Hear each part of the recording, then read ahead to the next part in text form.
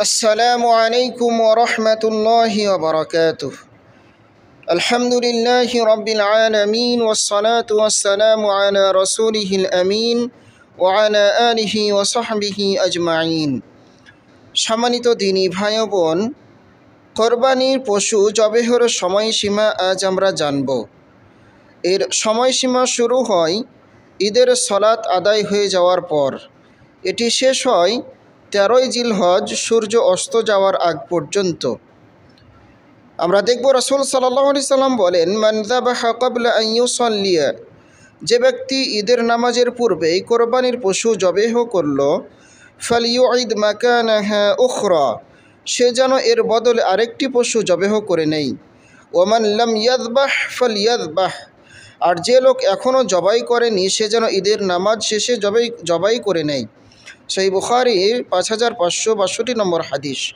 এই হাদিস প্রমাণ করে যে ঈদের সলাতের পূর্বে কোরবানির পশু জবেহ করলে সেটি কোরবানির পশু হিসেবে বিবেচ্য হবে না, সেটি সাধারণ পশু হিসেবে বিবেচ্য হবে, সেটির মাংস খাওয়া জায়েজ হবে। কিন্তু এর পরিবর্তে কোরবানি দাতার করণীয় হলো আরেকটি পশু তাকে কোরবানি করবে। যে সকল নির্জন প্রান্তরে, মরু প্রান্তরে, গ্রাম্য এলাকায় ঈদের নামাজ হয় না, সেখানে তারা কি করবে? আনুমানিক কোরবানির ঈদে যে সলাত হয়, ঈদুল আজহার সলাত, সেই সলাতের সময় অতিক্রম হলে তারা অতটুকু সময়ের পরে তারা কোরবানির পশু জবেহ করবে। কোরবানি কি সলাত শেষ হওয়ার পরপরই করবে নাকি খুতবার পরে আদায় করবে? উত্তম হলো খুতবা শেষে আদায় করা।